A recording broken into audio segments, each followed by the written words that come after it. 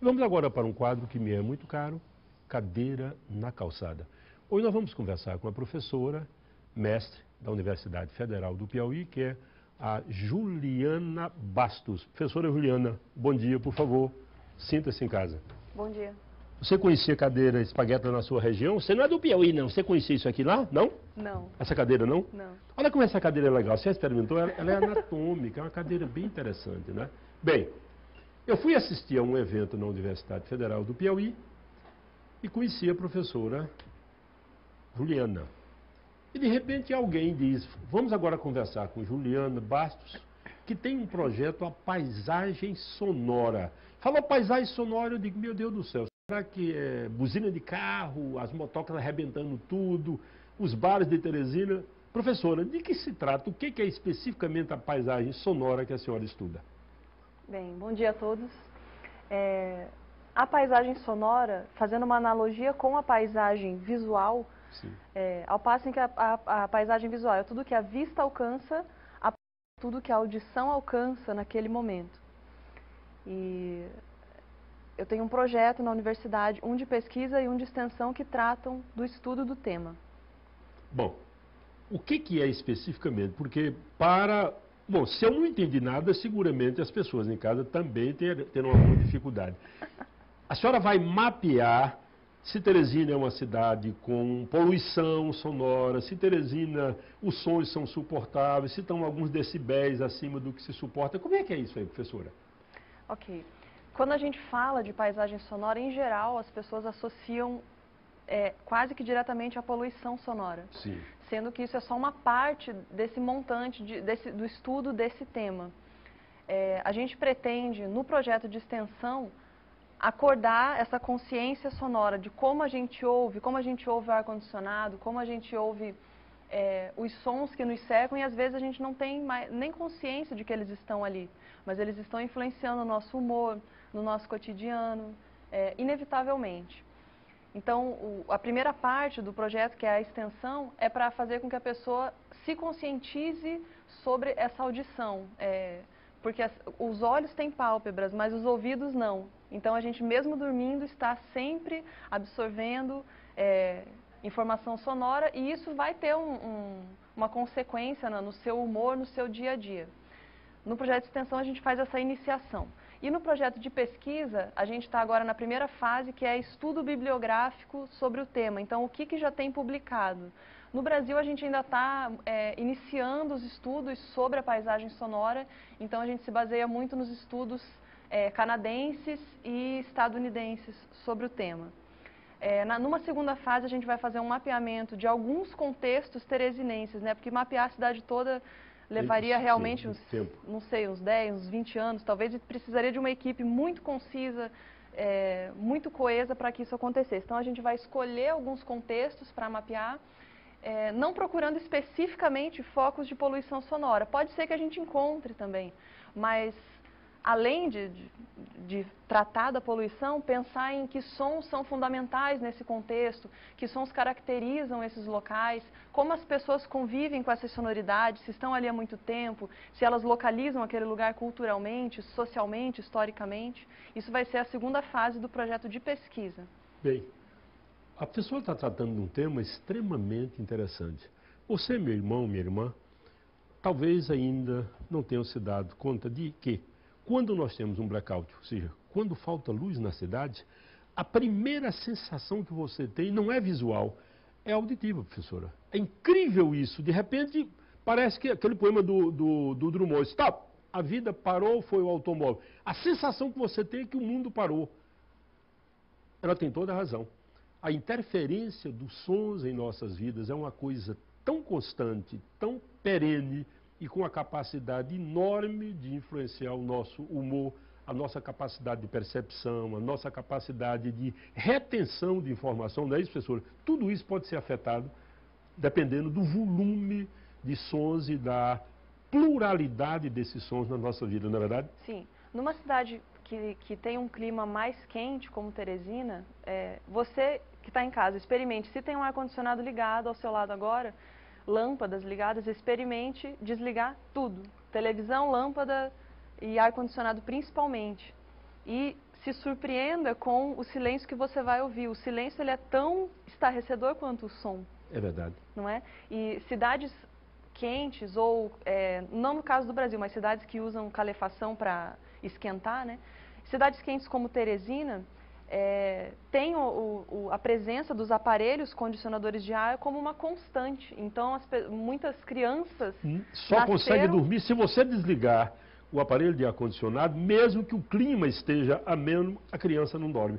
É um condicionamento terrível, né? Existe um condicionamento de dormir com... Assim como tem gente que só dorme com aquele barulhinho da rede, né?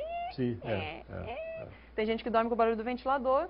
E o som do ar-condicionado é uma coisa que está presente, está se tornando um dos focos de estudo do grupo, porque é uma constante. Aqui em Teresina é constante. Na universidade, a gente, em toda sala, tem que ter um aparelho, senão a gente não consegue ministrar a aula, né? Não consegue fazer os encontros do grupo.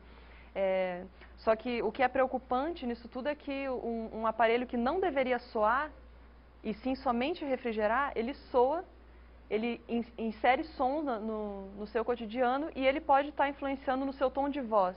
E aí você pode desenvolver algum tipo de problema vocal sem saber porquê, e isso pode depois culminar num quadro de estresse, que pode culminar num quadro de enfraquecimento de unha, enfraquecimento de cabelo, e quando você vê, você está doente. E, na verdade, começou por uma coisa que, primeiramente, não deveria soar. E o diagnóstico complicadíssimo, porque é uma coisa nova, é uma área de estudo, pelo menos entre nós, relativamente nova, né, professora? Eu, por exemplo, não conhecia nada sobre paisagem sonora. Olha, quando eu ouvi, eu tive a compulsão de procurar você na hora para conversar. Mas, professora, o que é especificamente isso? Porque o tema me angustia. E agora, essa molecada que não tira o head, não sei o quê, headphone, não sei o quê do ouvido, MP3. Eu sei que isso é terrível, mas a senhora, com a autoridade de quem estuda, quais são as consequências em curtíssimo prazo para essa máquina de fazer doido? Os headphones? Sim. Os headphones, quanto mais inseridos dentro do canal auditivo, mais ele vai fazer o seu tímpano vibrar de maneira agressiva. E a gente tem aquela cóclea ciliar que tem conjuntos de pelos responsáveis pela audição das várias gamas de frequência. Uma vez quebrado um conjunto de pelo, ele não se regenera. Então, a gente, em geral, tem os pelos extremos quebrados antes, eles são mais sensíveis. Então, por isso que a gente perde um pouco da audição do agudo e do grave. O pessoal que faz uso de headphone... Em tempo integral, né? Alguns dormem e acordam e passam o dia inteiro, professora. Isso a gente, inclusive, já pode observar, né? Existe já um aumento dessa surdez, e a surdez não é só biológica, Sinésio, ela é um pouco social também. Eu percebo um entorpecer social, um entorpecer auditivo social. As pessoas estão dentro do coletivo do ônibus e tem uma música tocando muito forte e, na verdade, quando você olha para as expressões das pessoas, é como se nada estivesse acontecendo ali. Você cutuca e fala assim, escuta, esse som não está muito forte, não? A pessoa fala, que som? Que som? Ah, tá, agora que eu ouvi. Agora que eu ouvi, né? Bem, olha, quem está falando é especialista. Nas minhas aulas, eu com muita frequência trato, veja bem, trato empiricamente, eu não tenho nenhum conhecimento específico sobre o assunto, mas não é preciso ter muitos conhecimentos para saber que se você põe um aparelho daquele e a tendência vai ficando mais surda e você vai aumentando cada vez mais o volume, não é verdade, professor? Daqui a pouco você está estourando-se por dentro com um som que é extremamente agressivo. Exato, e existe muito uma relação de poder, a gente também está tendo isso como um tema central de estudo do grupo. Por exemplo, disputas de carros de som. Existe em Teresina um pedido dos carros de som para legalizar aqueles paredões, né? Nossa. E o problema não está em legalizar, mas está em legalizar em que áreas da cidade. Porque a pessoa tem o direito de instalar um paredão no seu carro, eu não acho que é aí que está o foco do problema. E proibir também não é a solução, que vai fazer com que as pessoas se sintam constrangidas no seu direito de ir e vir e aí queiram colocar um paredão mais potente. Eu acho que não é bem por aí. Mas o problema em pensar, assim, o meu carro tem um som muito forte. Então você, para querer se sentir, não sei, uma disputa de som, se sentir melhor ou ter um som melhor, você vai colocar mais potência no seu paredão. E aí isso me preocupa em pensar onde a gente vai parar, porque os nossos tímpanos têm um limite. A gente tem um limiar de dor e de audibilidade. E aí quando você vê que já existe uma surdez social acontecendo, amparada por essas disputas de paredão que às vezes podem acontecer sem muito critério, dependendo da área em que acontece, ela não é uma área ideal. Uma área residencial não é uma área ideal. Se essas competições devem existir, e a gente tem né, a pretensão de entrevistar essas pessoas num momento do projeto de pesquisa. Essas competições podem existir, mas numa área que seja específica e que tenha...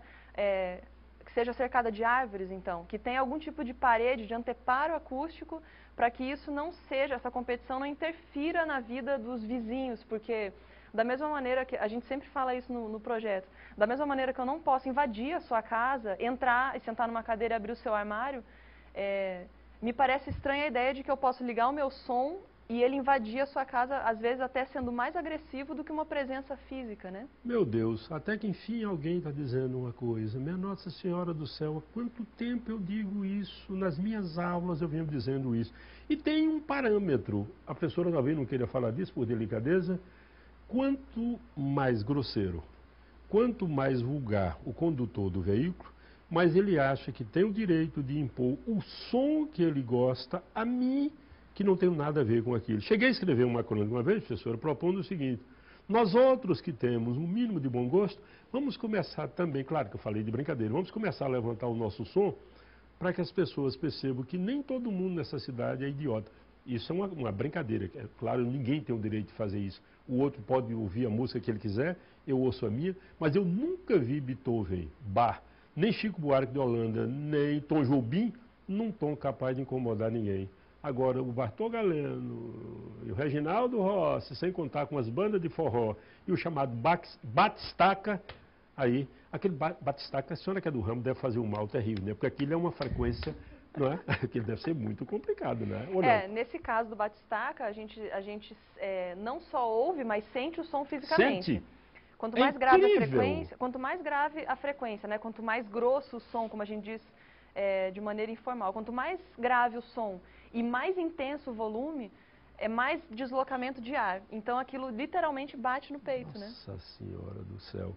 Professor, o programa é seu. Quando a senhora tiver com sua pesquisa um pouco mais adiantada e quiser trazer informações para compartilhar com os nossos irmãos de casa, traga. Eu teria a maior satisfação em recebê-lo, porque esse é um problema que me angustia e muito.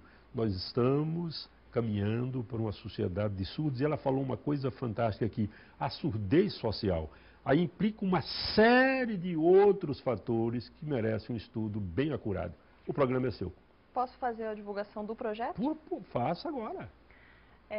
O projeto de extensão, que agora está configurado no curso chamado Ecologia Sonora, acontece na Universidade Federal do Piauí, às segundas-feiras, das 16 às 19 horas. Ele é aberto à comunidade. Você chega no Departamento de Música e Artes Visuais, ou pode me escrever nos contatos que vão aparecer aí no vídeo, que eu passo todas as informações de inscrição. Qualquer pessoa está convidada, você não precisa ser músico para participar desse projeto de extensão. Você precisa apenas estar interessado no ouvir.